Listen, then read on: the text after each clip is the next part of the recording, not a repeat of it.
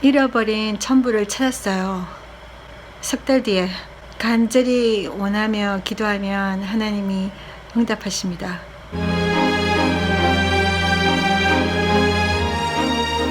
안녕하세요, 에스더입니다. 그동안 좀 밀렸던 제 개인의 이야기 해보려고 합니다. 제가 캘리포니아를 떠나서 이곳 샌앤토니오, 텍사스에 이사를 다시 온 것이 벌써 넉 달이 되어 갑니다. 세월이 참 빠릅니다. 백주대낮에 멕시코계 미국인 남녀 강도단에게 첨부를 제 가방채 소매치기를 당했던 그 사연, 제가 정말 그걸 읽고 난 뒤에 너무나 속이 상해가지고 울면서 하나님 이거 찾게 해주세요. 어떻게 보면 정말 불가능한 일 같았지만 제가 하나님 앞에 간구했을 때 어떻게 하나님께서 첨부를 저에게 돌려주셨는지 그 부분에 대해서 제가 나눈 동영상이 있는데 가셔서 보시길 바랍니다. 캘리포니아에 떠나기 전에 그걸 응답해 주셨어요. 그 일을 당하고 너무나 당황스럽고 제일 중요한 거, 개인의 정보가 많이 들어있는 제일 중요한 물건들, 매일매일 우리가 들고 다니는 물건들이 가방 안에 있는 거잖아요. 그 가방을 잃어버린다는 거 얼마나 사람의 안정감을 막 흔드는 것인지. 제 차량, 운전한 차량 조수석에 제가 뒀던 가방이 사라진 겁니다. 제 눈앞에서. 경찰서에서 별 연락도 없었어요. 전혀 그 돈이 다시 돌아올 거라는 생각이 안 들었어요. 완전히 포기해야 되는 줄 알았던 그 첨부. 제 영상을 보지 않은 분들을 위해서 짧게 제가 설명하자면, 아는 분 아시다시피 미국의 주 중에서 캘리포니아가 굉장히 민주당 세력도 많고 그래서 굉장히 정치색이 강하고 또 지금의 우리 바이러스 상황, 하얀 신 상황, 이것들이 굉장히 민감했어요. 그래서 굉장히 제가 캘리포니아에서 생활하기가 하루하루가 참 불편했어요. 그러다가 직장 한 군데에서 접종해야 된다, 의무적으로. 그 언제까지 맞을 것인가 그러더라고요. 그래서 제가 맞고 싶은 마음이 없었고 이거에 대한 마음의 평강이 없었기 때문에 제가 안 맞겠다고 그러면은 자연적으로 회사를 그만둬야 되는 거예요. 그래서 제가 그 갈등 가운데 있었고 어떻게 해야 돼, 앞으로 진로 어떻게 해야 되는가, 이런 상태에서 강도를 만난 거예요. 엎친 데 덮친 격으로. 그날 제가 강도 만난 날, 그날은 제가 제 자신도 위로할 겸 가끔 제가 먹고 싶은 오징어 튀김을 사 먹으려고 한국 마켓으로 제가 향하고 있었거든요. 마지막 달세비도 내야 되고, 제가 달세비를 초에 냈었는데 그게 잘 통과가 안 돼가지고 다시 제가 돈을 넣어야 했어요. 그래가지고 제가 ATM 현금 출납기에 입금하려고 또 제가 엑스트라 돈을, 현금을 갖고 있었어요. 평상시에는 현금을 안 가지고 다니는데 그날따라 제가 이거를 그냥 가지고 있게 됐어요. 그래서 하얀 편지 봉투에다가 제가 첨부를 한 한국 돈으로 120만 원 좀 되나요?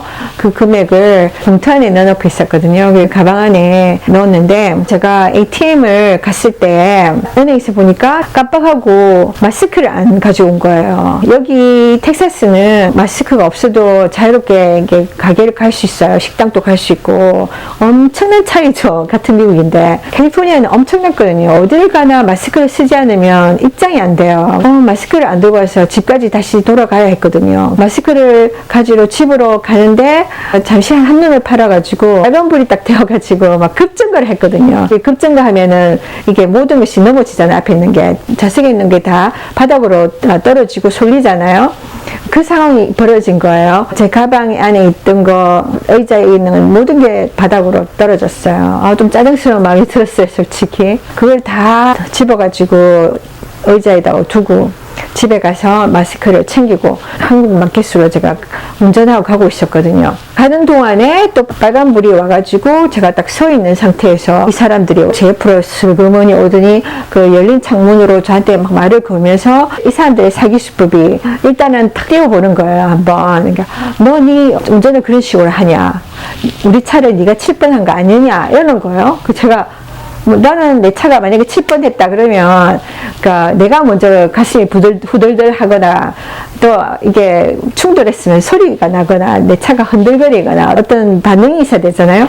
전혀 그런 게 없었거든요. 그래서 제가 뭔 소리 하나 싶어서 봤는데 너무 이 사람이 진짜 같이 이야기하는 거예요. 네가 그랬다 이러면서 이렇게 사진을 톡 찍는 거예요. 그러면서 네 차가 우리 차에 칠 뻔했다.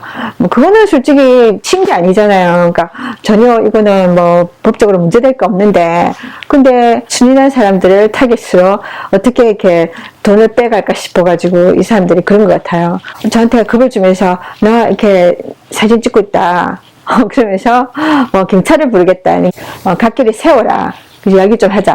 이런 거요. 그럼 저는 또 놀란 가슴에 나는 죄가 없는데 이 사람들이 그 말을 덮어 씌워가지고 내가 뺑소니 쳤다 이럴 것 같은 느낌이 들어서 내가 그냥 가버리면 순진하게 제가 일단은 길을 자기들 시키는 대로 갔어요. 그 과정에서 이 사람들이 네가 우리 쳤다 이러는 거예요. 이제는 막 당황스러웠어요. 그 과정 중에 제 창문들이 열려 있었고 일단은 자기들 차 뒤로 가서 제가 봤거든요. 보니까 운전석 쪽에 끊겨 있어요. 나중에 제가 생각해 보니까 이게 상습범인 거예요. 자기들 어디서 사고가 나가지고 이거를 빌미로 삼아서 다른 차에 이 차로 인해서 이렇게 됐다 이런 식으로 보험금을 뜯어내려 그런 것일 수도 있죠. 이 사람 말빨에 막 혼란스러웠을 때 처음에는 이거 뭘 어떻게 해야 될지 모르겠는 거예요. 그러다가 그 사람의 차를 보는 순간에 방금 생긴 것도 아니고 좀 된 것 같더라고요. 제가 몇 번 접촉사고 당해봤잖아요. 이 사람들이 말을 바꿨고 처음에는 칠 뻔했다, 이제는 쳤다 이런 식으로 나오니까 제가 딱 순간적으로 사진을 찍어야 되겠다. 이 사람들 그 차량 번호판 그리고 그 끊긴 부분 이거 찍어야 되겠다 싶은 생각이 들어서 일단 차량으로 돌아가가지고 핸드폰 들고 나서 그 2장을 찍었어요. 사기꾼들은 이렇게 여럿이서 같이 활동하기 때문에, 왜냐면 딱 사람을 혼란시켜야 되니까. 그러니까 여러분 조심해야 됩니다. 여자는 와가지고 저한테 계속해서 저를 설득하고 제가 무슨 죄진 것처럼 막 그렇게 하고 있었고, 눈으로 가까이 와가지고 막 방해를 하는 걸 사진 못 찍게 하고 차를 내려보지 못하게 하고, 그 남자는 제 차량에 서 있었는데 저는 일단 이걸 찍어야 되겠다. 증거를 남겨야 되니까. 그러니까 저 사람들이 거짓말하면 나는 할 말이 있어야 되잖아요. 근데 그 와중에 이 남자분이 거기 계속 있길래 돌아가니까 이미 이 사람이 그 제 조수석 쪽에 유리창에 가까이 있었는데 돌아가는 순간에 보니까 후다다다닥 하더니 둘이서 막 경찰 부르고 막 저 막 이렇게 덮으시고 할 것 같았는데 갑자기 자기들끼리 뭐를 하더니 휘잉 하고 나가버린 거예요. 그리고 제 자리에 또 돌아와서 보니까 제 가방이 없어진 거예요. 그래서 정말 그때부터는 당황된 거죠. 그래서 정말 너무 놀래가지고 저 사람들 따라가려고 하니까 또 빨간불이 탁 오면서 제가 막 정지가 돼버린 거예요. 그래서 유유히 제 앞에서 사라져갖고 정말 당황스러웠어요. 뒤져봤죠. 뭐가 없어졌나. 가방이 없어졌는데 제가 늘 들고 다니는 가방, 모든 것이 들어있던 가방. 가방이 없어졌는데 제일 먼저 생각나는 게 천불 봉투 있잖아요. 그것이 사라졌고, 그것이 날아간 거죠. 책북, 수표책, 그 개인적 정보가 막 들어있는 수첩, 그것도 중요한 거잖아요. 소형 카메라, 그 몇몇 가지 없어졌어요. 그리고, 근데 너무 감사한 거는, 그 지갑 있잖아요. 은행카드, 제 신분증 막 들어있는, 현금은 얼마 없었지만, 이런 것들 중요한 거. 지갑이, 제법 큰 거였거든요. 근데 이 정도 두툼해요. 그게 바닥에 있는 거예요. 제 차량 바닥. 그래서 그게 도난이 안 됐다는 게 너무 다행스러웠어요. 그때 불행 중 다행. 제가 그래서 정말 어떻게 이렇게 됐나 생각해 보니까 은행 자동 출납기 갔다가 실수로 마스크를 안 들고 와서 내가 집으로 다시 돌아가야 했잖아요. 눈 깜빡하다가 빨간불에 급증을 했잖아요. 앞으로 쏠리면서 물건들이 다 바닥으로 떨어지고 다시 제가 다 주워 담았는데 이게 급증가하는 과정에 가방 속에 있는 것이 주워 담는다고 담았다고 했는데 가방을 제가 실수로 안 담은 것 같아요. 조수석 쪽에 눈에 잘 안 보이는 부분 글로 쑥 들어간 거예요, 지갑이. 그게 만약에 제 눈에 띄었으면 분명히 제가 가방 안에 넣었을 텐데 제 눈에 그게 안 보였거든요. 아까는 주스 담을 때는.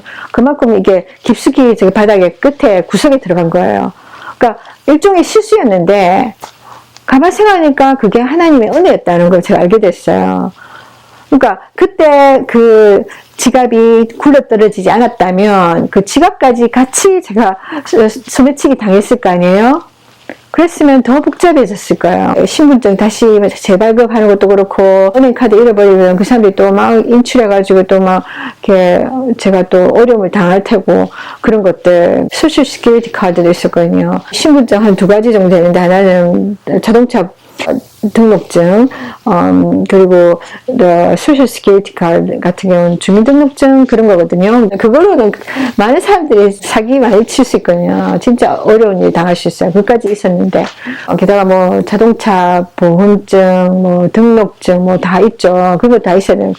그거 다 솔직히 다시 재발급하려면 시간도 많이 걸리고 엄청난 돈이 들잖아요. 그 스스로의 지갑이 굴러 떨어져가지고 제 눈에 안 보이는데 떨어져서 제가 그 주워 담지 못했고, 또 그 강도가 조수석 열린 창문으로 그 지갑이 사람이 서 있는 앵글에서는 보이지 않았던 거예요. 보였으면 그것도 집어 갔겠죠. 그러니까 이 사람이 가져갔는데 지갑이 안 들어간 거예요.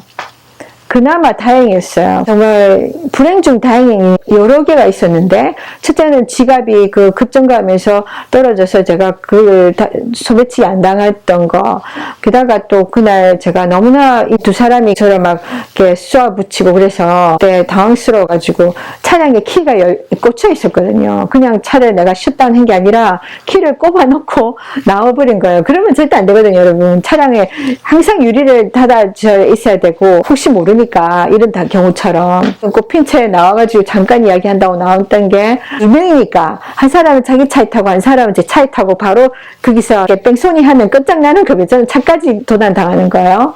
다행히 감사하게도 이 사람들이 그 제 지갑을 노리고 열쇠까지 못 본 것 같아요.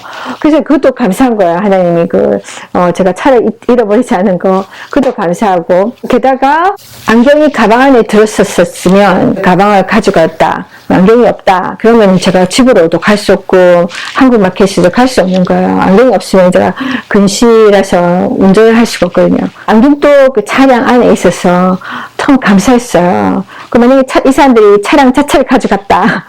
그랬었으면 또 전 오래 갈 데가 없는 거죠. 핸드폰 잃어버리면 진짜 정말 힘들잖아요. 핸드폰 안에 개인정보 다 있고, 그 핸드폰을 또 제가 그때 가지고 있었고, 그게 가방 안에 없었던 것도 너무 다행이었고. 그러니까 정말 돌아다 보면 많은 일들이 일어날 수 있었는데, 하나님의 보호하심들이 곳곳에 있었다는 거. 가방 자체는 잃어버렸지만, 지갑이랑 자동차 키나, 안경이나 핸드폰 남아있어서, 그나마 다행이다 하고 스스로 위로하고 있었지만, 그래도 그 천불 잃어버린 게 너무나 아깝고 화가 난 거예요. 그거 벌기 쉽지 않은데, 그래서 내가 막 그것 때문에 며칠 막 힘들어했어요. 이거 하나님 좀 도와달라고, 내가 너무 억울하다, 이거 찾게 해달라고. 그러니까 뭐 방법이 없잖아요. 잡힌다 할지라도 이 사람들이 이 돈 우리 모른다 이래버리면은 끝난 거잖아요. 그러니까 그래서 제가 막막했지만 일단은 하나님께서 무엇이든지 구하라 했기 때문에 조건에 맞춰서 기도하라는 게 아니라 하나님의 능력이기 때문에 하나님께 맡겨라. 어떤 식으로 응답할지는. 그래서 제가 마음에 있는 이 답답함을 구했었고, 그 천부를 다시 찾게 해주세요. 나는 모르겠지만 하나님 방법해 주세요. 라고 기도했었고, 캘리포니아에 떠나가기 전 얼마 전에 하나님께서 채워주셨는데, 집주인 아줌마를 통해서 사랑을 베풀고 이런 스타일 아닌데, 어느 날 자기가 그 마음에 찔림을 받아가지고 저한테 마지막 그 방세 500불, 한 52만 원 정도 되나요? 한국 돈으로 그거를 저한테 돌려줬어요. 이사 갈 때 비용으로 쓰라. 그러면서 줬어요. 그렇게 채워졌고, 또 다른 분들을 통해서 헌금을 저한테 채워줬어요. 그래서 합해보니까 1000불 조금 넘는 금액이 채워졌어요. 그러고도 이상하게 제가 그 1000불이 잠깐만 마음에 걸렸어요. 경찰한테 한 번씩 연락을 해도 이 사람들이 이렇다 할 답변을 안 주더라고요. 게다가 저는 또 다른 주로 이사를 나가잖아요. 그러면 이 경우는 흐지부지 되기 쉬운 너무나 좋은, 저한테 너무 불리한 상황.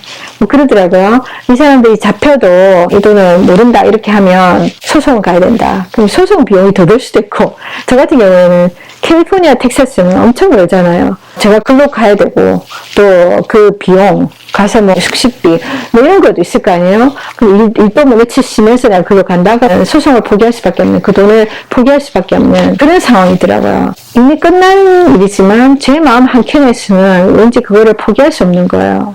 꼭 그 사람들 잡아가지고 돈을 돌려주게끔 어떤 의지도 보이지 않고 실망스러웠어요. 그러면 이런 식으로 놔두면 저런 사람들은 계속해서 이 범죄를 하지 않겠는가, 서민들을 향해서. 나도 살아가기 바쁘고 그런데 이거 붙들고 있을 수도 없고 찝찝함으로 있었어요. 그랬는데 너무 신기한 거는 한 달 전에 제가 그 돈을 찾았다는 겁니다. 그러니까 바로 그 돈 봉투를 찾았다는 거예요.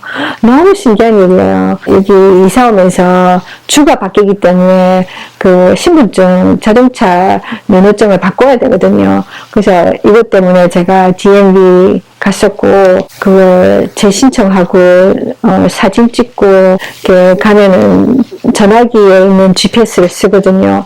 그 전화기 GPS로 막 가다 보면 전화기 배터리가 약해서 금방 떨어지거든요. 사무실에 있는 동안에 충전을 해야 되는데 충전이 잘 안 되더라고요. 또 집으로 가는데 한 30분 이상 걸리는데 충전 때문에 좀 신경이 쓰였는데, 이걸 마치고 제가 집으로 돌아가는데 보니까 제 전화기에 배터리가 얼마 안 남았어요. 왔다리 갔다리 해요. 10도 안 돼요. 10%도 안 돼요. 이전에 쓰던 GPS 큰 게 하나 있었거든요. 너무 느려가지고 한 30분 걸린 다음에는 그걸로 가면 한 1시간 이상, 2시간 이렇게 걸릴 수 있거든요. 막 이렇게 돌려서 가기 때문에. 근데 지금 급하잖아요. 그러니까 그래도 내가 써서 집에 가야 되겠다 싶어서 찾는데 아무리 차도 없어요. 차 안에. 그냥 막 뒤졌어요. 온데 뒤졌어요. 뭐 트렁크까지 다 뒤졌는데 없어요. 정말 막막하더라고. 어떻게 집에 가지? 그런 와중에 의자 조수석 아래에 보면 그 밑에 있잖아요. 거기서 그 하얀 게 있더라고요. 그래서 그거 보니까 흰 봉투, 그때 제가 잃어버렸던 천불이 들어있던 그 봉투가 거기서 딱 나오는 거예요. 바닥에 있는 거예요. 너무 깜짝 놀랐어요, 제가. 그거 그렇게 찾던, 그러니까, 지금부터 한 몇 달 전, 그러니까 그 당시는 제가 지금 한 달 전, 그게 찾은 게 한 달 전이니까, 그러니까 그 당시는 석 달 만에, 제가 잃어버린 지 석 달 만에 그 봉투를 찾은 거예요. 그 봉투가 제 가방에 들어있다고 생각했었거든요. 그런데 어떻게 된 건지 모르겠지만, 그 봉투가 그 가방에 들어있어서 저치기가 같이 훔쳐간 게 아니라 그게 제 차 안에 같이 저랑 석 달을 같이 있었다는 거예요. 전혀 몰랐죠, 저는. 아무리 뒤지고, 그때 얼마나 뒤집겠습니까? 근데 뒤져도 없었어요. 조수석과 운전석 중간에 그 홈 같은 거 있잖아요.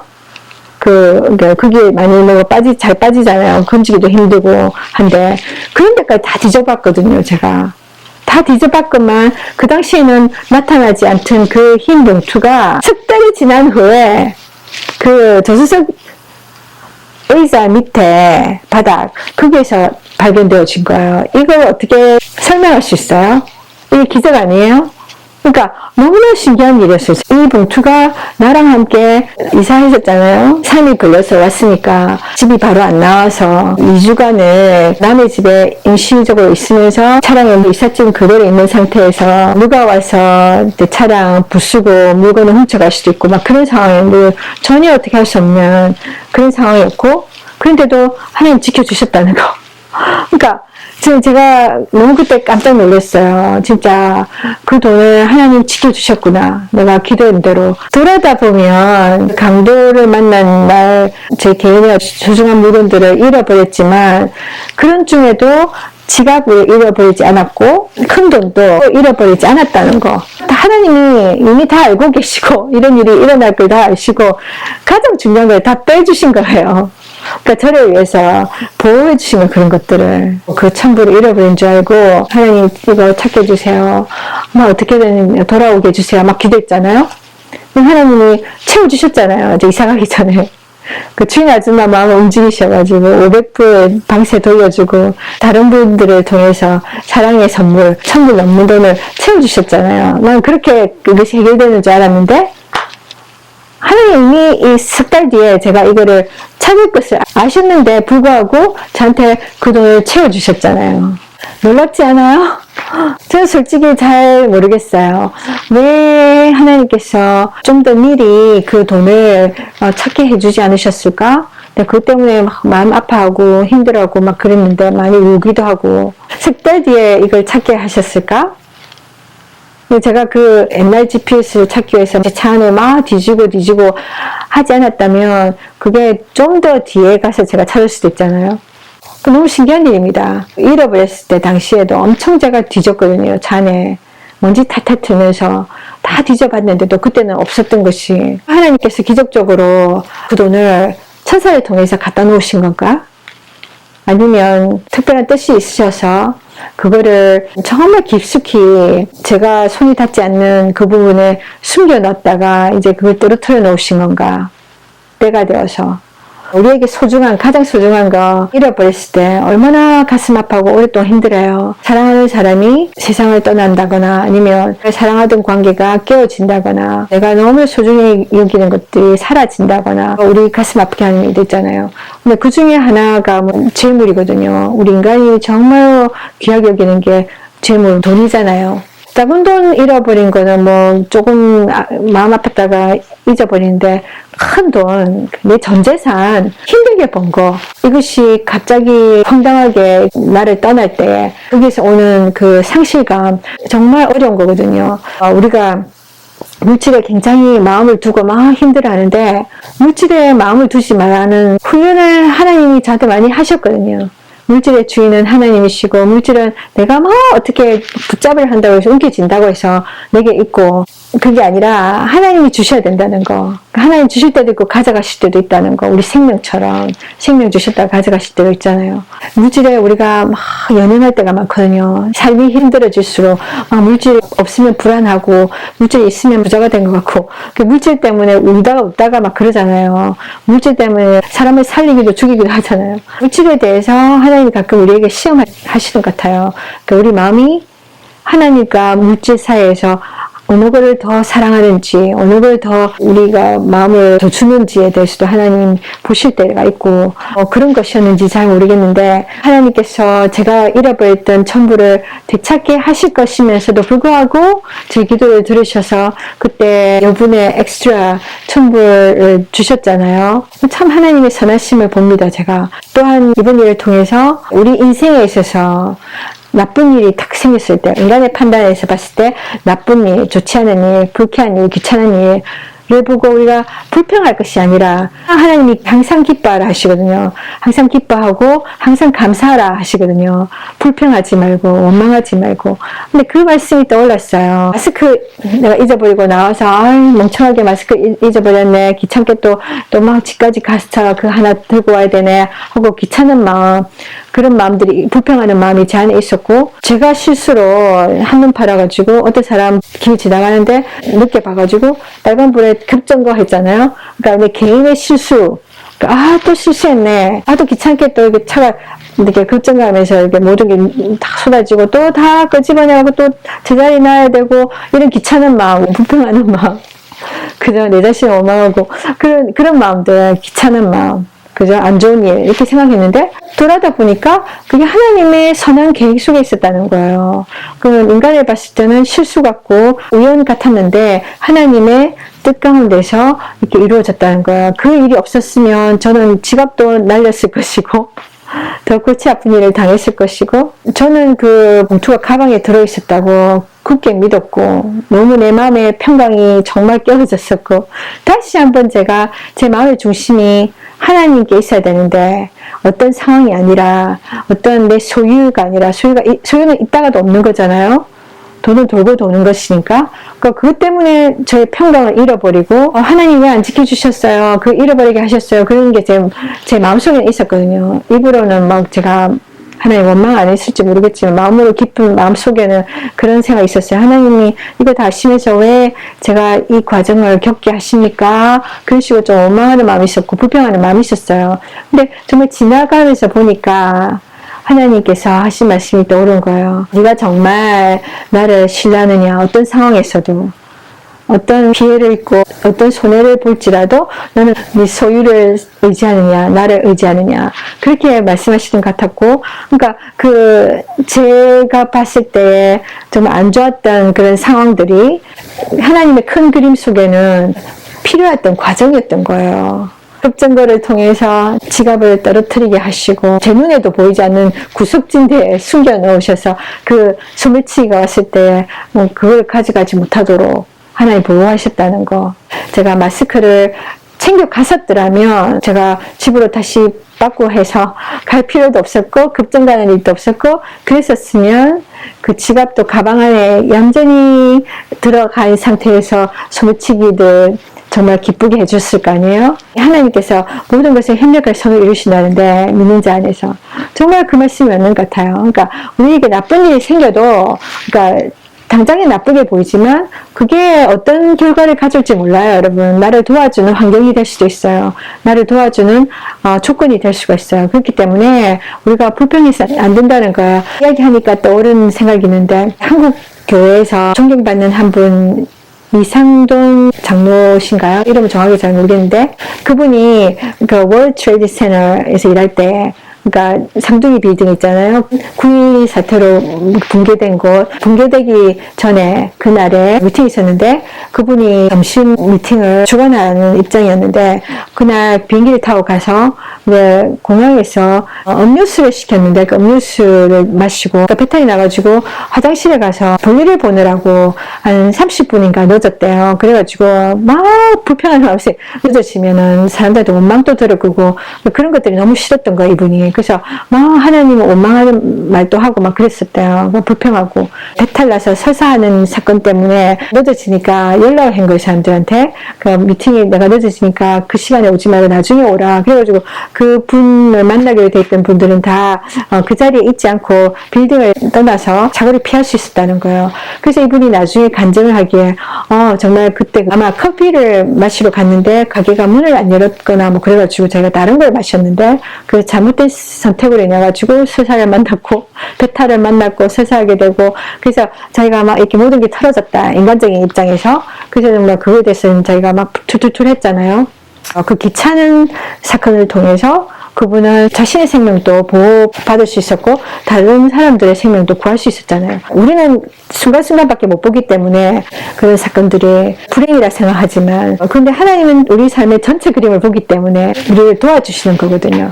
그래서 제가 그분의 이야기 들으면서도 그렇고 우리 인생의 나쁜 일들은 다 나쁜 게 아니구나. 나쁜 일도 좋은 일이 되시구나. 하나님의 뜻 안에서 선하게 협력하는구나, 나중에. 그래서 우리가 불평할 수 없는 거예요. 그러니까 하나님께서 항상 기뻐하라 하시는 이유가 그거예요. 내 조건과 상관없이, 내 환경과 상관없이 항상 기뻐하라. 내 소유와 상관없이 하나님 안에서 기뻐하라는 거예요. 그것이 이 세상에 사는 동안에, 눈물 나는 세상 속에 사는 동안에 우리가 정말 희망 잊지 않고 살아갈 수 있는, 밝게 살아갈 수 있는, 우리는 너무 많은 혼란과 어려움이 또 위험이 곳곳에 있는 우리의 이 세상살이잖아요. 아무리 내가 조심하고 조심해도 어느 순간에 우리의 소중한 삶을 방해하고 또 어려움을 주고 손해를 끼치는 그런 요소들이 엄청 많잖아요. 이런 세상에서 내가 마음의 평정을 가지고 안정감을 가지고 살아갈 수 있는 길은 참 쉽지가 않아요. 이 세상에서 나름대로 긍정적으로 살려고 막 애를 쓰잖아요. 대부분은 내가 가지고 있는 나의 조건들, 내가 가지고 있는 나의 소유들을 잡잖아요. 그것이 내 배우자일 수도 있고, 자녀일 수도 있고, 부모일 수도 있고, 나의 직장일 수도 있고, 나의 사업일 수도 있고, 또 내가 가진 은혜의 저금한 돈이라든지 여러 가지 있을 수 있잖아요. 그런 것들은 있다가 없다고 하는 겁니다. 인간관계도 믿을 수 없는 것이고, 인간관계도 있잖아요. 아무리 사랑하는 자들도 언젠가는 나를 떠날 수 있어요. 그죠? 생명이 다하거나 그러면 나이와 상관없이. 또 관계도 아시는 분 아시겠지만 어느 순간에 사랑했다가 어느 순간에는 헤어질 수가 있고, 소유물들도 마찬가지예요. 저처럼 도둑을 만나거나 그저 강도를 만나거나 없어질 수 있는 겁니다, 여러분. 그러니 소유에 마음을 둘 것이 아니라 우리의 마음이 하나님께 있다면, 하나님이 우리 마음의 중심이 되어주시면 이런 정말 변화무쌍한 우리 인간의 삶, 우리가 믿고 의지할 수 없는 이런 인간의 조건들, 환경들, 세상의 환경들, 아무리 흔들려도 나는 평강을 누릴 수 있는 거예요. 그리고 안정을 누릴 수 있는 거예요. 제가 아까 환경적인 부분에 이야기했잖아요. 그러니까 뭔가 인간의 눈으로 안 좋아 보이는 상황들을 놓고 불평하고 원망하고 좌절하고 이렇게 해서는 안 되는 이유, 예를 들면 생활고를 겪을 때 직장을 잃어버리고 뭔가 극단적인 입장에 서 있을 때 사람들 그냥 눈에 보이는 아주 좋지 못한 환경을 보고 자신의 처지를 비관하고 그래서 인생을 포기하려 하잖아요. 근데 그 뒤에 이것이 완전히 반전이 있을 수도 있다는 거예요. 하나님 안에서는. 그러니까 함부로 내가 가진 환경들, 조건들을 판단해서는 안 된다는 거예요. 비슷한 케이스로 제가 배운 것이 뭐냐면 인간적인 방법으로 관계를 끊지 말라는 거. 살다 보면 사람들을 만나다 보면 여러 종류의 사람들 만나다 보면 그러니까 서로 뒤틀릴 때가 많잖아요. 서로 의견이 안 맞을 때가 있고 또 조그만 일로 오해를 사고 관계가 깨질 때가 많아요. 많은 사람들이 관계를 귀하게 여기고 그 관계를 어떻게든 회복해 보려고 애를 쓰기보다는 너무너무 쉽게 해결책을 찾아 나서거든요. 너무 쉽게 포기하는 거예요. 관계 끊어버려요. 그렇기 때문에 정말 우리가 상처를 많이 받거든요, 사람들이. 그러니까 저도 그랬어요. 저도 막 누가 나한테 상처를 주고 오해를 주면 마음은 아팠지만 상대편에서 나와 같이 노력하려 하지 않고 대화하려 하지 않으면 뭐 어떻게 할 수가 없는 거예요. 그냥 그 문제를 그냥 덮어두고 지나갈 때가 많았었는데 어느 순간에 하나님이 저한테 하나님 방법을 가르쳐 주셨어요. 그러니까 인내라는 거. 함부로 관계를 내가 끊지 말고 물론 저 사람이 나 잘못해서 나한테 이렇기 때문에 내가 끊어야지. 내가 살기 위해서. 그럼 그것도 아니라는 거예요. 그러니까 내가 끊지 말고 하나님께 그러니까 쉽게 말하자면은 심판을 내가 하려고 하지 말고 하나님께 맡기라는 거예요. 하나님 심판주라는 거예요. 그러니까 누가 나에게 아픔을 막 줘. 그러면 내가 이 사람을 탁 끊어내는 게 아니라 하나님께 맡기는 거예요. 하나님이 해주세요. 하나님한테 그 길을 열어주는 거예요. 인간이 내가 하면 대부분 나쁘게 끝나거든요. 그 사람에게 상처를 주고 나도 이렇게 잘라놓고 나고 정돈하고 났어도 오래오래 찝찝해요. 정말. 그 이후로는 정말 속이 뒤틀려도 제가 스스로 안 끊으려고 하거든요. 그렇게 했더니 정말 하나님이 축복해 주시더라고요. 하나님 방법을 택했더니. 물론 쉽진 않죠. 그 인내하는 과정이. 제가 어떤 경험들을 했냐면 제 인생에서 두 사람 정말 힘들게 하던 사람들이 제가 그 관계를 몇 번이나 끊고 싶었던 강렬한 유혹들이 왔지만 제가 참아냈어요. 그리고 하나님께 올려드렸어요. 그랬더니 그 사람들과 지금도 계속 연락해요. 뭐 제 삶에 그렇게 유익한 사람들은 아니지만 또 저한테 많이 말로서 함부로 상처를 입히고 그런 사람들이었지만 제가 끊어내지 않으니까 지금은 뭐 관계를 많이 하진 않지만 가끔씩 이렇게 문자로 전화로 연락을 하거든요. 저한테 어려움을 줬던 사람들인데 결국은 이 사람들을 통해서 하나님 축복해 주시더라고요. 어째 이런 일이 그렇잖아요. 나에게 어려움을 주는 사람이면 삶에 도움이 안 되는 사람들이잖아요. 근데 그런 사람들까지도 돕는 자로 만드시더라고요. 이게 하나님의 놀라우신 방법입니다. 이 두 사람을 통해서 직장도 주셨고 그랬어요. 지금은 가끔씩 그 사람들이 저한테 축복의 말을 해요. 그렇다고 그 사람들이 완전히 바뀐 것이 아니라 근데 그렇게 하나님께 사시더라고요. 더 이상은 그들에 대한 미운 마음을 갖지 않고 일단은 관계를 내가 끊지 않고 하나님 방법했을 때 하나님께서 계속해서 저 사람들을 축복하시는 저들을 위해서 생각나면 기도하고 저들을 위해서 정말 축복의 격려의 메시지를 주고 서로 그렇게 하는 것을 할 수 있도록 하나님께서 말씀하신 게 정말 맞는 것 같아요. 하나님 뜻대로 살고자 하면 정말 하나님께서 축복해 주신다는 걸 제가 느꼈어요. 그게 뭐 세상적으로 막 눈에 띄는 축복, 그냥 물질적인 축복이 아니라 할지라도 축복이 여러 가지가 있으니까. 오늘의 제 이 나눔은 몇 달 전에 제 품을 완전히 떠나갔다고 생각했던 천불, 하나님께서 어떻게 신기한 방법으로 저한테 돌려주셨는지, 또 어떻게 그것을 강도로부터 보호해 주셨는지, 이걸 나누고 싶었어요, 여러분. 하나님은 살아계십니다. 살아계시고, 여러분이 정말 마음에, 정말로 뭔가 마음을 힘들게 하는 어떤 부분이 있다면, 막 울다가 지쳐서 막 좌절하고 낙심하고 또 극단적인 상황까지 가지 마시고, 살아계신 하나님을 부르짖어 보세요. 하나님이 응답하십니다. 하나님이 어떻게 환경을 변화시켜 주실지 모릅니다, 여러분. 그리고 어떠한 부정적인 환경을 만나도, 조건을 만나도 여러분 하나님 말씀대로 희망을 잃지 마시고 불평하지 마시고 하나님 분명히 좋은 뜻이 있겠죠? 그 뜻이 무엇입니까? 알려주세요. 그러면서 잘 어려움들 이겨나가시기 바랍니다. 항상 기뻐하라. 쉬지 말고 기도하라. 범사에 감사하라. 이 말씀대로 사시기 바랍니다. 축복합니다.